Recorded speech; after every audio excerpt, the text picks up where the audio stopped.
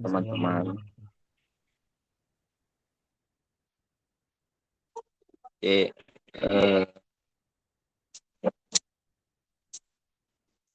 sebelum presentasi dimulai, eh, kami izin memperkenalkan diri terlebih dahulu. Dengan saya sendiri, Airlangga Putra Kencana, presensi nomor 2, dan rekan-rekan saya.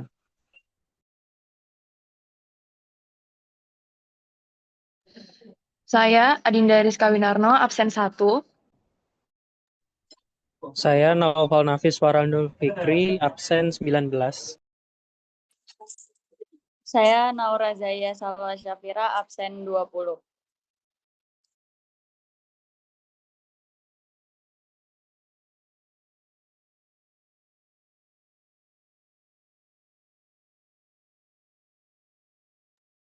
Untuk materi yang pertama disampaikan, dimulai dari latar belakang terlebih dahulu. Air baku maupun limbah industri umumnya mengandung partikel yang tersuspensi, koloid, mikroorganisme, serta senyawa organik dan anorganik yang menyebabkan kekeruhan dan menurunkan kualitas air. Partikel koloid yang sangat sulit mengendap secara alami karena ukurannya kecil dan memiliki muatan listrik yang stabil. Oleh karena itu, diperlukan proses koagulasi dan flokulasi untuk membantu penghilangan partikel sebelum tahap sedimentasi dan filtrasi. Nah, dari latar belakang tersebut, tujuan utama dari tahap pemurnian air, koagulasi dan flokulasi adalah menghasilkan air yang aman secara biologis, aman secara kimia, tidak korosif, tidak menyebabkan kerak, dan memenuhi standar kualitas air. Jadi adanya proses koagulasi dan flokulasi ini untuk menghasilkan air yang aman dan layak digunakan untuk kebutuhan domestik maupun industri. Next. Oke, dimulai dari pengertian dari koagulasi. Koagulasi adalah proses pengolahan air yang bertujuan untuk mendestabilisasi partikel-partikel koloid yang terdapat dalam air dengan cara menambahkan bahan kimia yang disebut koagulan. Partikel koloid umumnya berukuran sangat kecil dan memiliki muatan listrik negatif pada permukaannya, sehingga partikel tersebut saling tolak-menolak dan tetap tersuspensi di dalam air. Akibatnya, partikel tidak dapat mengendap secara alami meskipun didiamkan dalam waktu yang lama. Secara spesifik, tujuan utama dari koagulasi adalah mengurangi kekeruhan atau turbidity air, kemudian menghilangkan zat organik dan warna pada air, yang selanjutnya mengurangi kandungan mikroorganisme dan mempermudah proses pengendapan dan filtrasi. Selanjutnya yaitu pengertian dari flokulasi merupakan proses lanjutan setelah koagulasi yang bertujuan untuk memperbesar partikel-partikel hasil koagulasi menjadi gumpalan yang lebih besar yang biasa disebut dengan flok. Proses ini dilakukan melalui pengadukan lambat atau slow mixing sehingga partikel-partikel kecil dapat saling bertumbukan dan bergabung membentuk flok yang lebih berat dan mudah mengendap. Nah, pada tahap flokulasi, partikel atau gumpalan yang berukuran sangat kecil sebelumnya yang terbentuk pada proses koagulasi akan terus mengalami agregasi atau pengelompokan gitu ya, atau dia jadi saling berdekatan akibat tumbukan antar partikel selama pengadukan lambat. Dalam beberapa kasus ditambahkan bahan flokulan berupa polimer untuk memperkuat ikatan antar partikel sehingga flok yang terbentuk menjadi lebih besar dan stabil.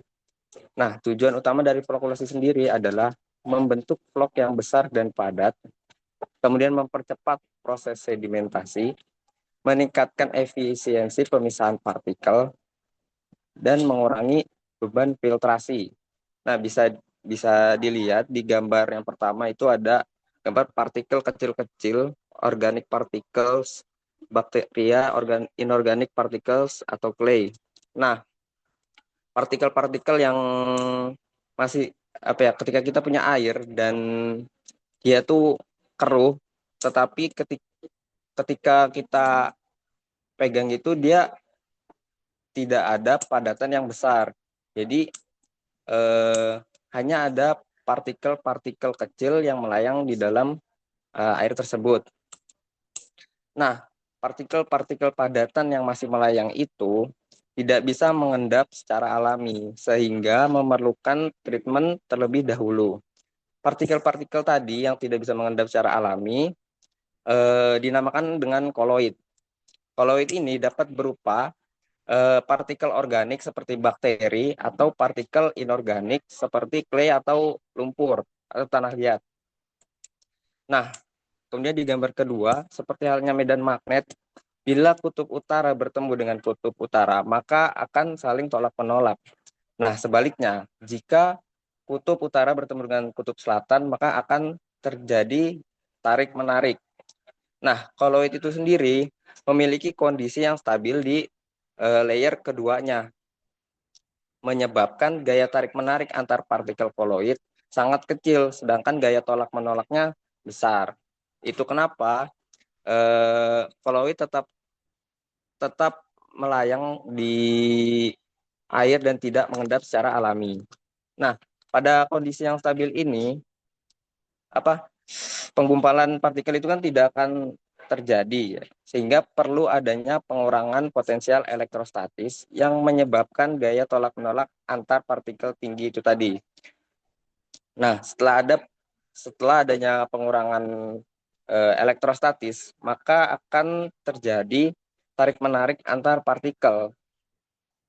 Nah, pengurangan elektrostatis itu disebut dengan destabilisasi.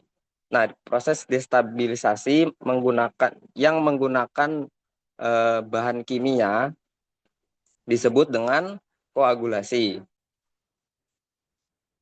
Nah, bahan kimia pada koagulasi itu biasa disebut koagulan, ya, tadi sudah saya jelaskan. Nah, setelah partikel-partikel tersebut dinetralkan oleh koagulan, kemudian diaduk, dia kan akan saling berdekatan partikel koloidnya. Nah, di situ dilanjut ke proses selanjutnya, yaitu flokulasi.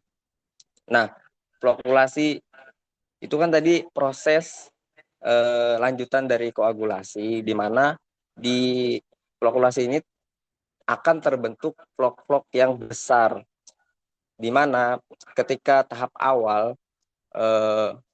flok kecil hasil dari koagulasi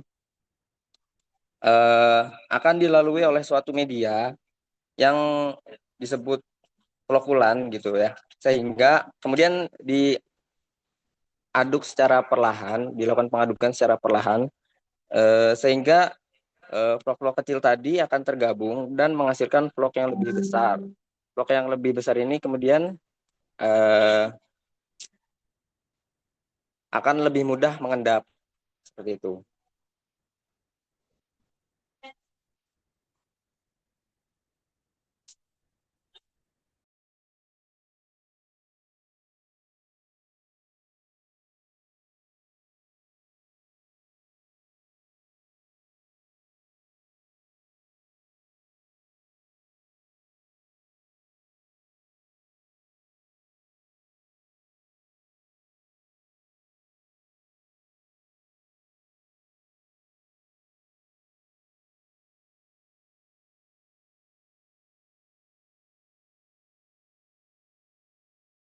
Turn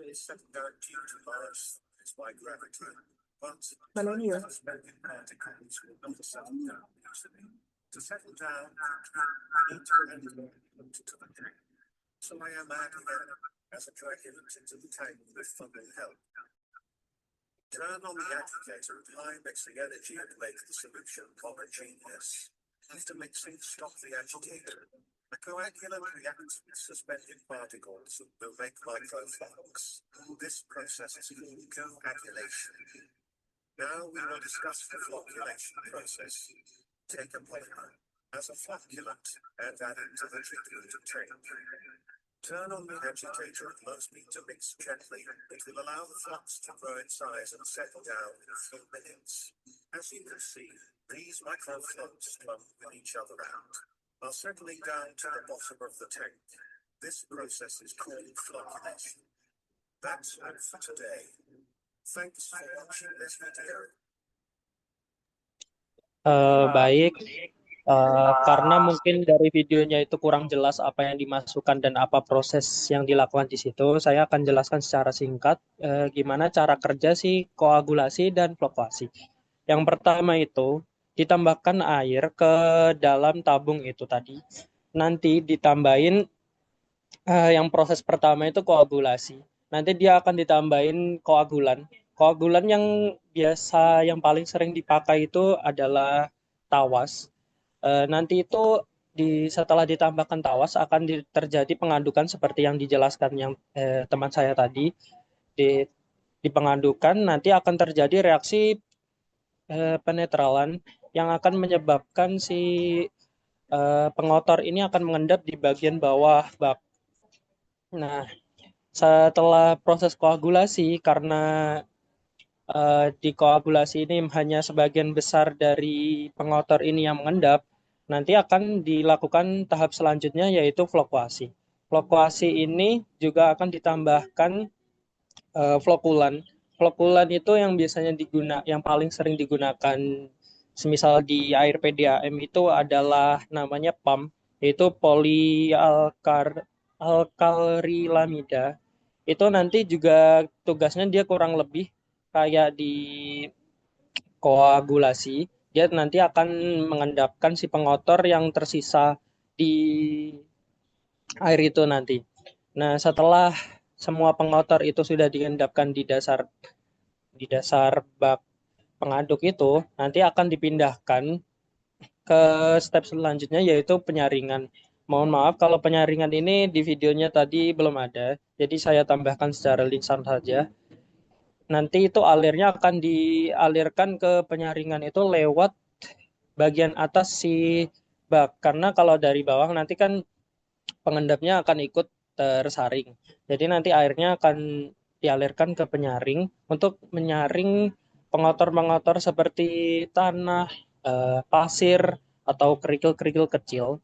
Nah, setelah air disaring itu, dia nanti akan ditambahkan seperti kayak kaporit dan lain-lain itu agar nanti membunuh mikroorganisme agar pas penggunaan air itu nanti akan lebih aman untuk digunakan dan tidak menyebabkan wabah penyakit atau yang lainnya. Next.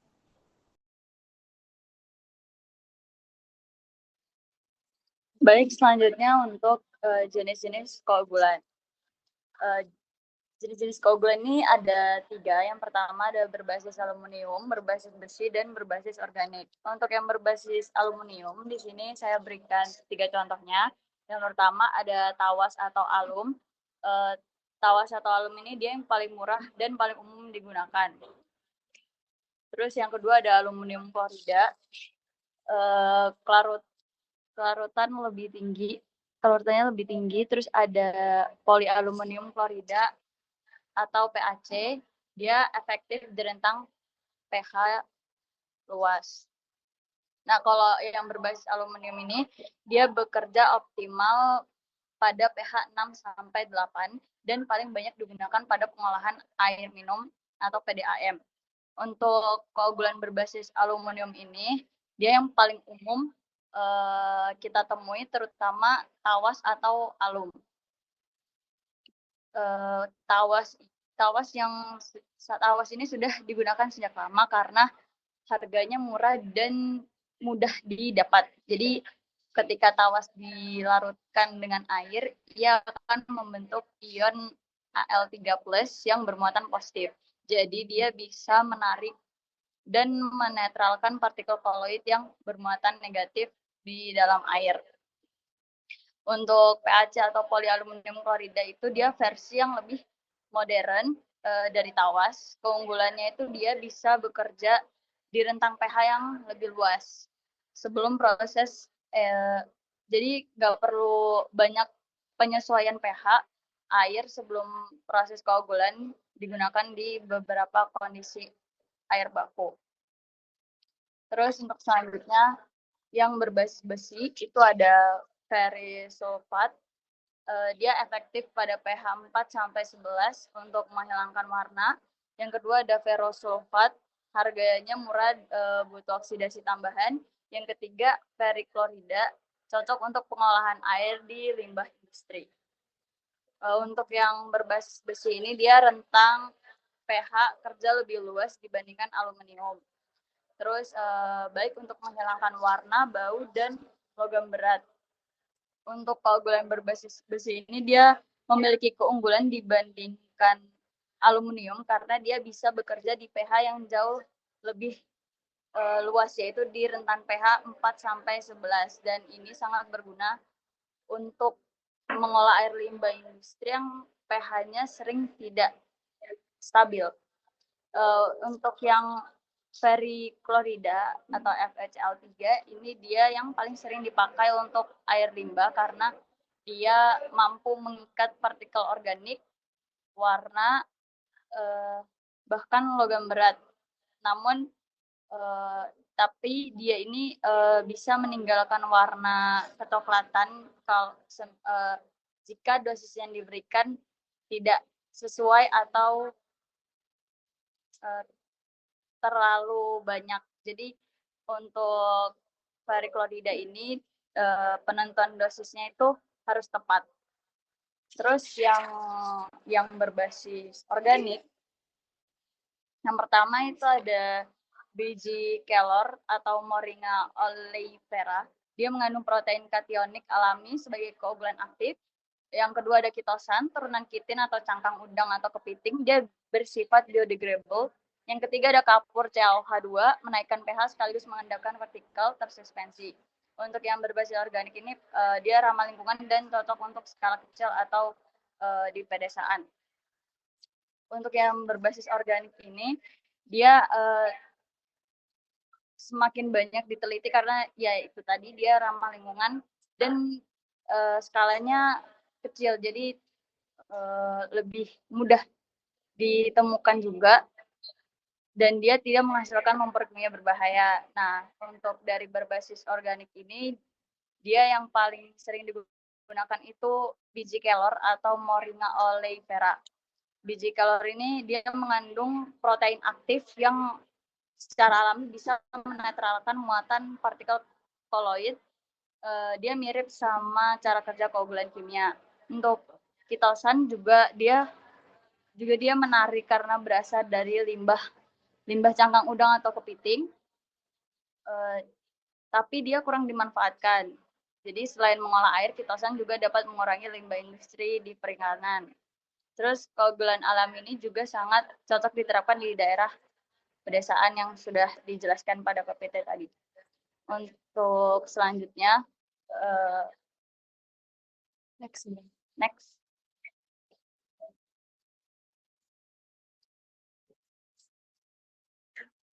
Ada jenis-jenis flokulan. Yang pertama ada polyelektrolit sintesis. Yang pertama ada anionik, dia bersifatnya minus. Contohnya polyakrilamida anionik atau APAM, kationik plus, contohnya polyakrilamida kationik atau CPAM, polyethylaminim. Yang ketiga ada non-ionik, dia netral, contohnya polyakrilamida atau PAM, polyetilen oksida. Terus yang keempat ada amphoteric, dia sifatnya plus dan minus, contohnya mengandung gugus kationik dan anionik sekaligus. Dan untuk yang polyelektrolit sintesis ini, dia pemilihan jenis berdasarkan muatan dominan partikel dalam air dan dosisnya sangat kecil. Beberapa ppm sudah efektif. Untuk yang flokulan sintetis ini dia bekerja seperti jaring atau jembatan antar partikel. Jadi misal flok-flok kecil tadi kan sudah terbentuk dari proses koagulannya itu. Nah, dari flokulan itu rantai polimer yang panjang itu dia mengikat flok-flok kecil menjadi gumpalan yang lebih besar dan berat. Jadi dia lebih cepat mengendap. Terus yang selanjutnya ada organik. Untuk yang organik ini yang pertama ada guargam, biji tanaman guargam. Yang kedua ada pati atau starch. termodifikasi, contohnya ada jagung, singkong, dan kentang. Untuk ketiga ada alginat, alga folate. Untuk yang keempat ada santan gam, produk fermentasi dari bakteri. Untuk yang organik ini dia bisa terurai secara alami di lingkungan, dan ini misal ya, untuk yang guargam itu dia sudah digunakan di industri pengolahan air yang berwawasan lingkungan. Jadi guargam ini sudah digunakan di industri pengolahan air minum dan bahkan di industri makanan. Jadi dia terbukti aman dan biasanya digunakan di industri makanan. Untuk selanjutnya ada anorganik. Yang pertama itu ada silika aktif atau sioteraktivasi. Dia memperkuat struktur vlog aluminium. Yang kedua ada bentonit. Dia mineral limping digunakan sebagai koagulan air, biodegradable dan lebih aman untuk lingkungan perairan. Untuk yang koagulan anorganik ini dia sering digunakan sebagai pendamping koagulan tawas. Jadi fungsinya untuk memperkuat ikatan antar partikel dalam vlog. Jadi vlog tidak mudah pecah dan saat diaduk atau saat dipompa itu dia tidak mudah pecah. Next. Selanjutnya di sini saya akan menjelaskan tentang faktor apa saja yang mempengaruhi proses. Yang pertama ada pH air. Nah, pH ini itu mempengaruhi efektivitas kerja koagulan. Setiap koagulan itu memiliki pH optimum agar proses pembentukan vlog berlangsung maksimal. Lalu, yang kedua ada suhu. Nah, suhu yang terlalu rendah itu dapat memperlambat pembentukan vlog karena gerakan partikel menjadi lebih lambat. Lalu yang ketiga ada dosis koagulan. Nah, jumlah koagulan itu harus sesuai. Jika terlalu sedikit, vlog itu sulit terbentuk. Sedangkan jika terlalu banyak, dapat menyebabkan air kembali keruh. Lalu yang keempat ada kecepatan pengadukan. Nah, koagulasi ini memerlukan pengadukan yang cepat untuk mencampur koagulan. Sedangkan flokulasi memerlukan pengadukan lambat agar vlog tidak pecah. Lalu yang kelima ada kekeruhan air. Semakin tinggi kelaturan air, semakin banyak juga partikel yang harus diikat, sehingga kebutuhan koagulan itu juga meningkat. Next.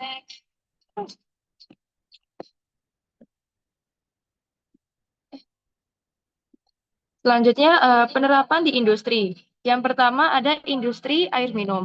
Ini tuh digunakan untuk menjernihkan air baku dengan menghilangkan partikel koloid dan zat pencemar sebelum didistribusikan.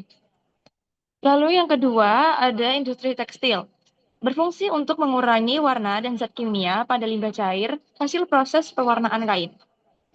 Lalu yang ketiga ada industri kertas. Ini tuh juga untuk membantu memisahkan padatan tersuspensi dan sisa serat dari limbah cair. Lalu yang keempat ada pengelolaan limbah industri. Koagulasi dan flokulasi digunakan untuk menurunkan kandungan pencemar seperti TSS atau yang disebut Total Suspended Solids, lalu ada BOD, Biochemical Oxygen Demand, dan COD, Chemical Oxygen Demand, sebelum limbah dibuang ke lingkungan. Next. Kelebihan dan kekurangan koagulasi. Pertama, kelebihan yang pertama dari koagulasi adalah efektif menghilangkan partikel koloid dan zat tersuspensi dalam air. Yang kedua, dapat menurunkan kekeruhan air dengan cepat. Yang ketiga, membantu mengurangi warna, bau, dan sebagian mikroorganisme. Yang keempat, proses relatif cepat dan mudah diterapkan pada skala besar. Yang kelima, banyak digunakan dalam pengolahan air bersih dan limbah industri. Yang keenam, dapat meningkatkan efisiensi proses filtrasi berikutnya. Dan kekurangan dari koagulasi yang pertama adalah membutuhkan bahan kimia koagulan seperti tawas tadi itu yang dapat menyebabkan pembengkakan operasional, biaya operasional. Yang kedua, menghasilkan lumpur hasil koagulasi yang harus diolah kembali.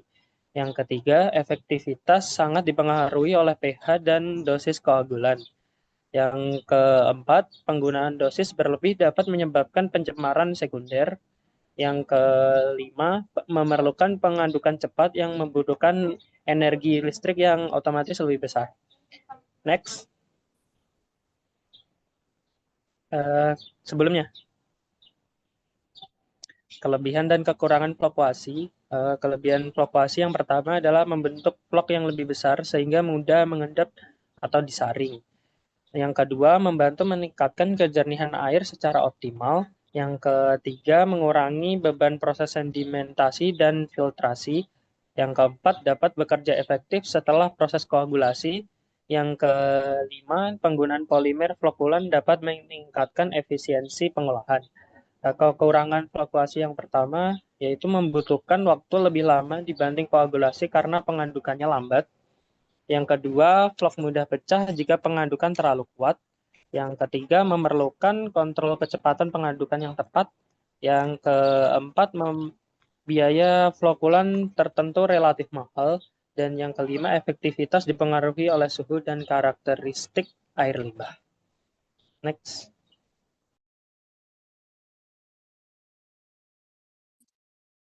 Untuk selanjutnya, kesimpulan.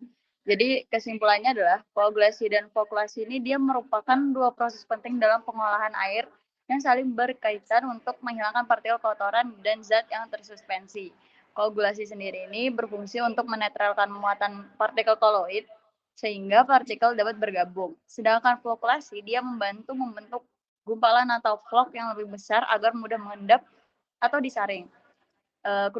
Kedua proses ini efektif meningkatkan kejernihan air dan kualitas pengolahan, meskipun memerlukan pengendalian kondisi operasi seperti pH, dosis bahan kimia, dan kecepatan pengadukan agar hasilnya optimal. Nah, gimana misal kita tidak melakukan koagulasi, tapi kita melakukan flokulasi. Maka itu biasanya pembentukan vlognya itu jadi kurang efektif atau gagal. Karena partikel koloid di dalam larutan itu masih stabil dan saling tolak-menolak. Terima kasih. Ada yang mau? Enggak ditambahin nggak?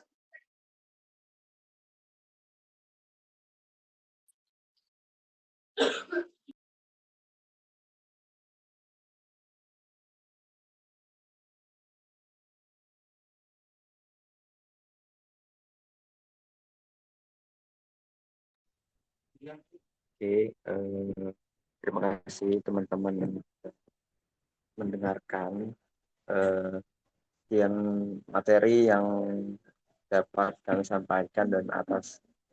Oh ya, ini ada tanya jawab dulu atau gimana Bu? Di closing dulu aja. Berarti ditutup aja. Iya. Oke, atas kekurangannya kami semua mohon maaf. Wassalamualaikum warahmatullahi wabarakatuh. Waalaikumsalam.